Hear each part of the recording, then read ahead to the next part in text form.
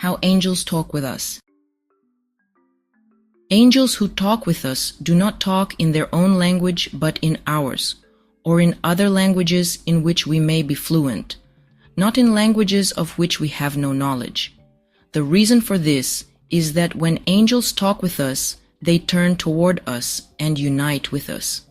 And one consequence of this union is that the two parties have much the same thought processes. Since our thinking is closely allied with our memory and our language flows from it, the two parties share the same language. Further, when angels or spirits come to us and unite with us by turning toward us, they enter into our whole memory so completely that it seems exactly as though they themselves know everything we know, including our languages. I have talked with angels about this and said that they might suppose they were talking with me in my own mother tongue simply because it seemed that way, when in fact it was not they talking, but I. This follows from the fact that angels cannot utter a single word of our human language.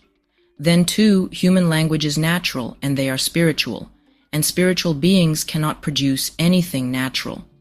They have answered that they knew that when they were talking with us, their union with us was with our spiritual thinking. But since this spiritual thinking flowed into our natural thought, and this natural thinking is so closely allied with our memory, it seemed to them as though our language were their own, along with all our acquired knowledge. This is because it has pleased the Lord that there should be this kind of union and inner presence of heaven with us.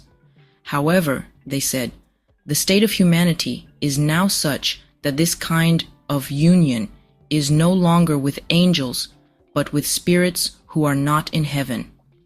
I have talked with spirits about this matter too, but they wanted to believe not that we were talking, but that they were talking within us, so that we did not really know what we know, but they did, which meant that everything we knew came from them.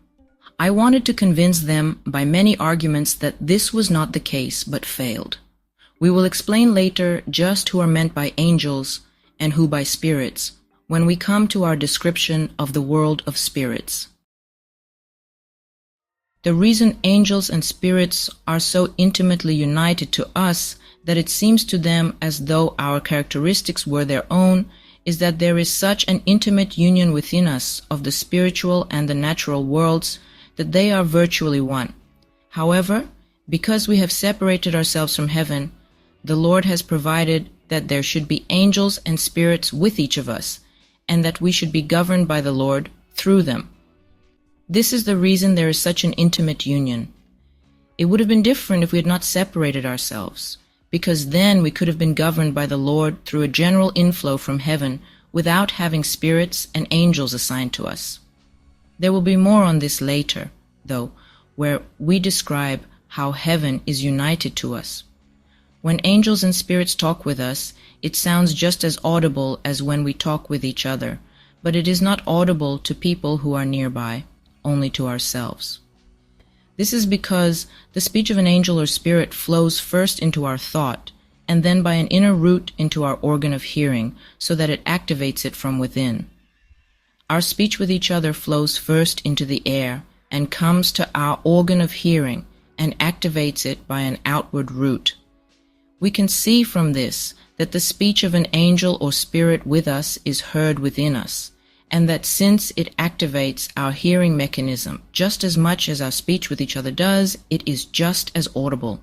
The fact that the speech of an angel or spirit flows down into the ear from within has been made clear to me from the way it flowed into my tongue as well and made it tremble slightly, though not with the actual motion involved when we are articulating the sounds of speech in the formation of words.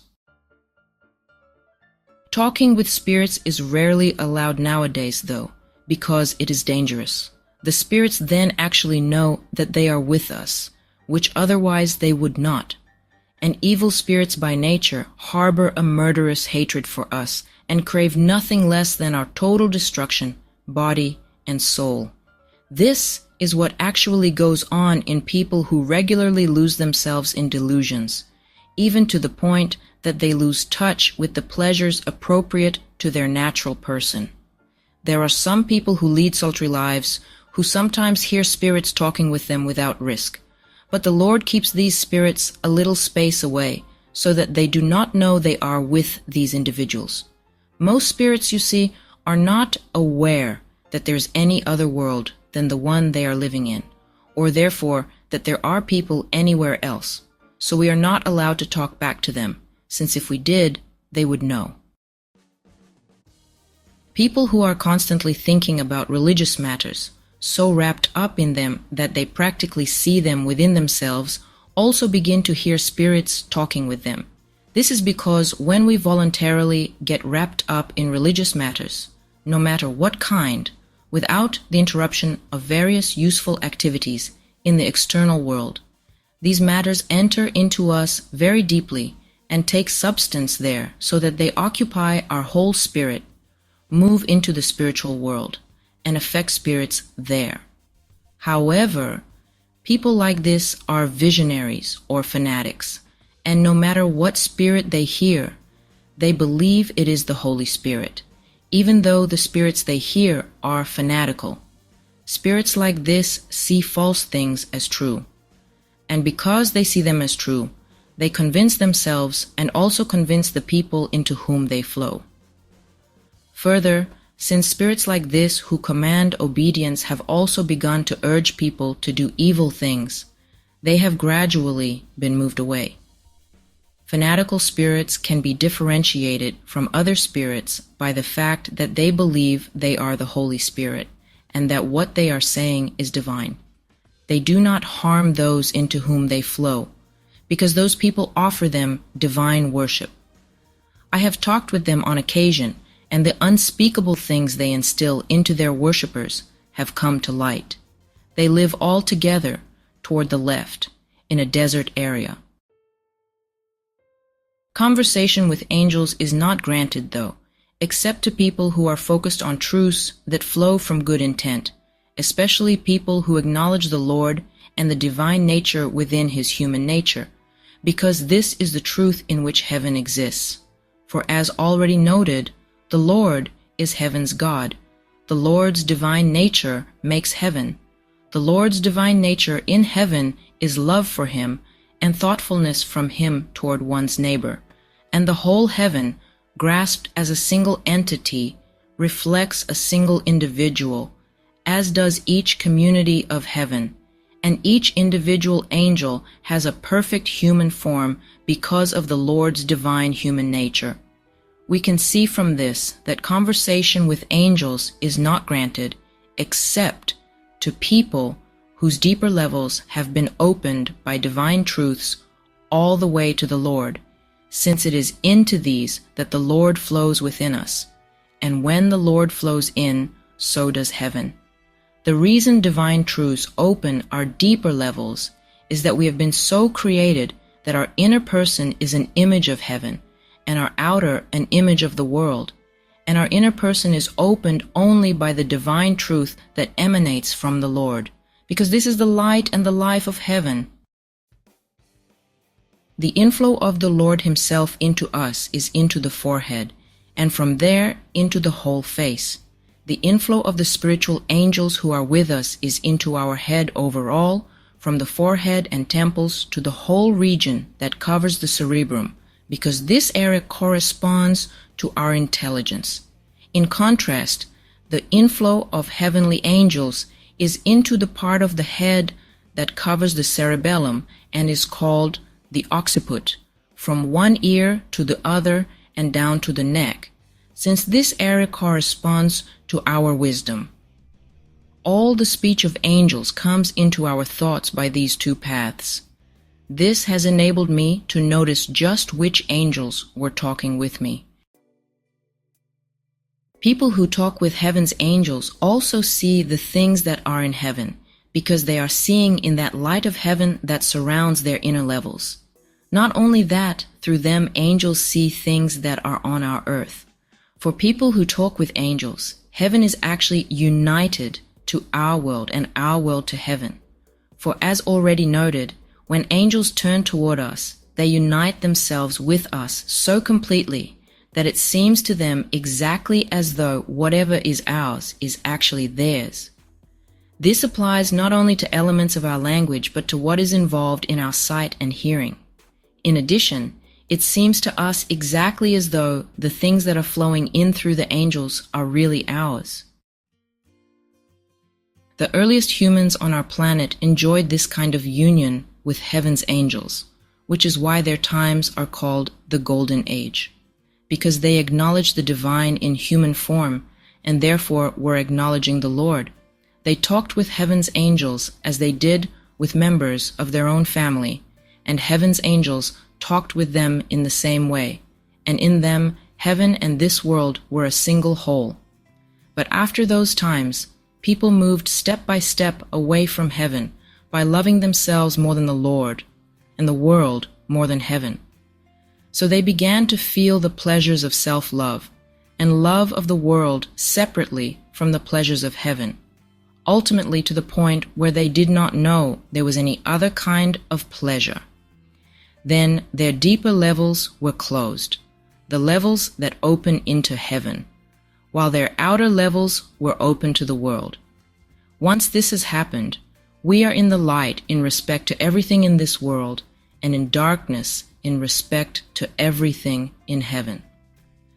Since those times, people have seldom talked with heaven's angels, though some have talked with spirits who are not in heaven.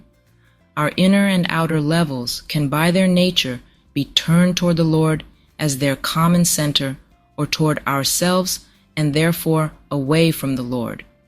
The ones that are turned toward the Lord are also turned toward heaven, while the ones that are turned toward ourselves are also turned toward this world. And the ones that are turned in this latter direction are hard to raise up. Still, they are raised up by the Lord to the extent that they can be, through a turning of our love. And this is accomplished by means of truths from the Word. I have been told how the Lord spoke to the prophets through whom the Word was written. He did not talk with them the way he did with the early people, by an inflow into their deeper natures, but through spirits sent to them whom the Lord filled with his appearance. In this way, he inspired them with the words that they in turn told to the prophets, so that it was not a case of inflow but of direct command. Since at that time the words were coming directly from the Lord, the very details are filled with the divine and contain within themselves an inner meaning of such nature that heaven's angels take them in a heavenly and spiritual meaning, while we are taking them in a natural meaning. In this way, the Lord unites heaven and earth through the Word. I have also been shown how the Lord fills spirits with his divine nature by means of his appearance. Spirits filled with the divine by the Lord have no sense whatever that they are not actually the Lord, or that it is not the Lord who is speaking, which lasts as long as they are talking. Afterward they realize and admit that they are spirits and that they were not talking on their own, but from the Lord, because this was the state of the spirits who talked with the prophets. They themselves said that Jehovah was talking. The spirits actually called themselves Jehovah, as can be seen not only in the prophetic books, but also in the historical books of the Word. To illustrate what the union of angels and spirits with us is like, I may cite a few memorable instances that will serve to illuminate the subject and enable some conclusions to be drawn. When angels and spirits turn toward us, it seems to them exactly as though our language were their own and that they have no other. This is because they are involved in our language at such times and do not even remember their own. The moment they turn away from us, though, they are back in their own angelic and spiritual language and have no knowledge whatever of ours. The same thing has happened with me when I have been in the company of angels and in a state like theirs. Then I have talked with them in their language and knew nothing of my own. I could not even remember it. However, the moment I was no longer in their company, I was back in my own language. It is also worth noting that when angels and spirits turn toward us, they can talk with us even from a great distance. They have talked with me from far off just as audibly as though they were nearby. Still, when they turn away from us and talk with each other, nothing of what they say is audible to us, even though this is happening right next to our ears. This has enabled me to see that in the spiritual world, all union depends on the way people are facing. Again, it is worth noting that many of them can talk with one of us at the same time, and that person with them. They send some particular spirit from themselves to the individual with whom they want to talk, and this envoy spirit turns toward the person, while the others turn toward their envoy spirit, and so concentrate their thoughts, which the spirit then presents. It seems to such envoys entirely as though they were talking on their own, and to the others as though they themselves were. So a union of several with one is achieved by the way they face. But we will say more later about these envoy spirits, called agents, and the communication that takes place through them. No angel or spirit is allowed to talk with one of us from the angel's or spirit's own memory, only from that of the individual in question. Angels and spirits actually have memory just as we do. If a spirit were to talk with us from her or his own memory, then it would seem to us entirely as though the thoughts were our own, when they would really belong to the spirit. It is like remembering something that we have never seen or heard. I have been granted knowledge of the truth of this by experience. This is why some of the ancients were of the opinion that after some thousands of years they would return to their former life and all its deeds, and that they had in fact returned. They gathered this from the fact that sometimes a kind of memory would come up of things that they had never seen or heard. This happened because spirits had flowed from their own memory into the images of these people's thoughts. There are also spirits called natural and physical spirits, who do not unite with our thoughts when they come to us the way other spirits do, but rather enter our bodies and take over all its senses, talking through our mouths and acting through our limbs. It seems to them entirely as though everything of ours were theirs. These are the spirits that possess people, but they have been cast into hell by the Lord and moved decisively away. So, possession like this no longer occurs nowadays. Since angels do have language, and their language is one of words, they also have written materials. And through those written materials, just as through their conversation, they express what their minds are sensing. I have sometimes been sent pages covered with writing, just like pages handwritten or printed and published in our world. I could even read them in much the same way, but I was not allowed to get more out of them than a bit of meaning here and there. This was because it is not in keeping with the divine design to be taught by written materials from heaven, but only by the word, since this is the sole means of communication and union between heaven and earth, and therefore between the Lord and humanity. We gather from Ezekiel that pages written in heaven appear to the prophets as well. When I looked, behold, a hand was stretched out to me by the Spirit, and in it the scroll of a book that he unrolled in my sight. It was written on the front and on the back.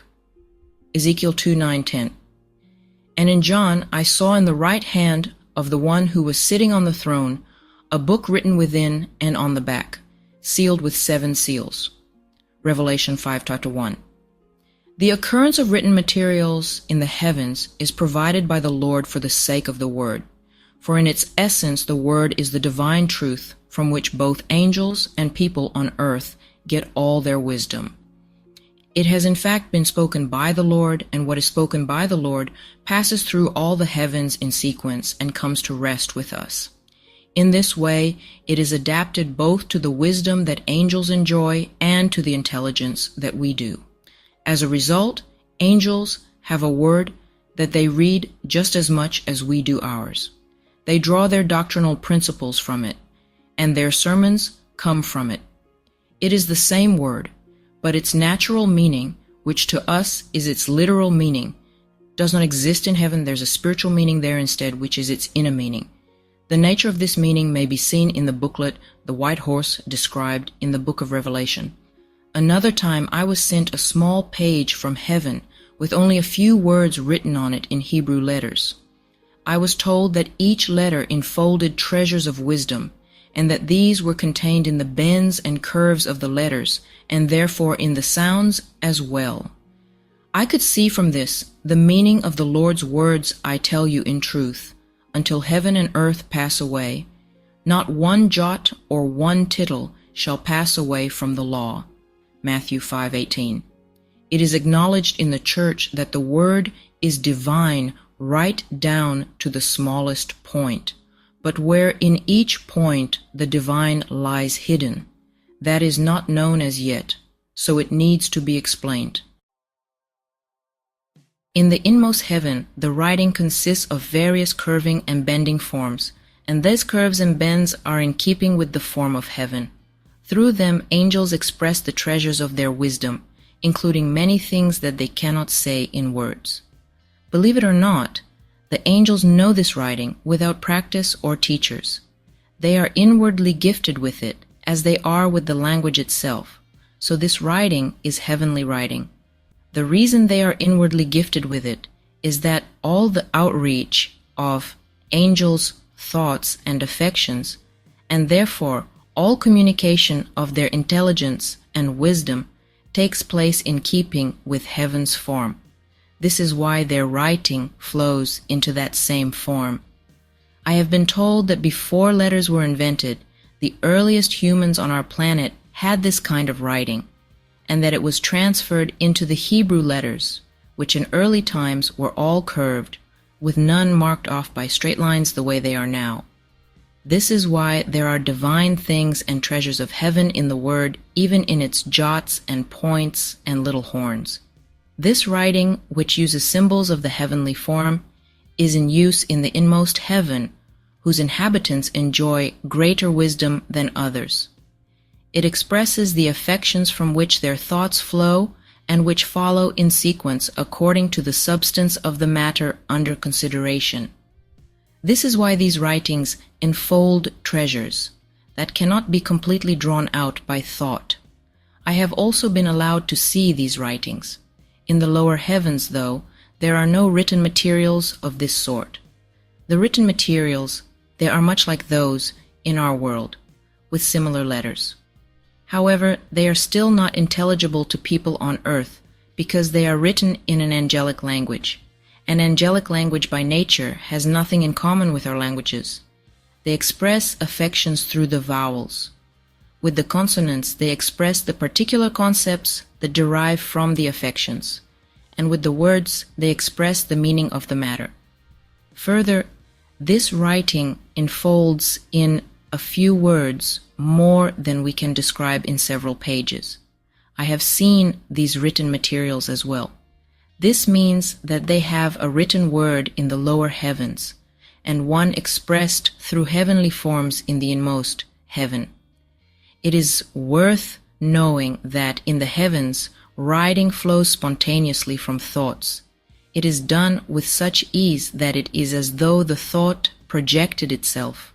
The hand does not pause over the choice of some particular word, because the words, both the spoken and the written ones, are responsive to their individual thoughts, and anything that is so responsive is natural and spontaneous.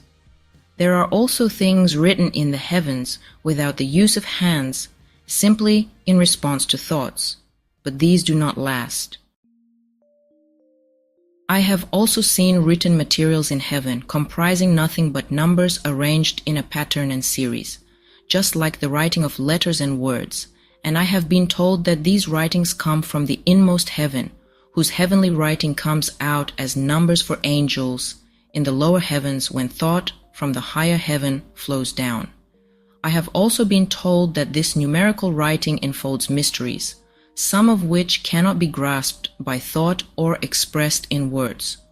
All numbers do in fact correspond and have meaning depending on their correspondence, just as words do, but with the difference that numbers represent general entities and words specific ones. Since one general entity involves countless specific ones, numeric writing enfolds more mysteries than alphabetic writing does. I could see from this that numbers in the word mean things just the way words do. What the simple numbers mean, like 2, 3, 4, 5, 6, 7, 8, 9, 10, and 12, and what the composite ones mean, like 20, 30, 50, 70, 100, 144, 1,000, 10,000, and 12,000 and others may be seen in secrets of heaven, where such matters are dealt with. In this kind of writing in heaven, the number on which the following numbers depend in sequence is always put first, as though it set their theme, for this number is a kind of title of the matter under consideration, and the numbers that follow serve to delimit the matter more specifically. If people have no concept of heaven and do not want any concept of it other than one of some insubstantial atmosphere in which angels fly around like intellectual minds without the senses of hearing and sight, they cannot believe that angels have language and writing.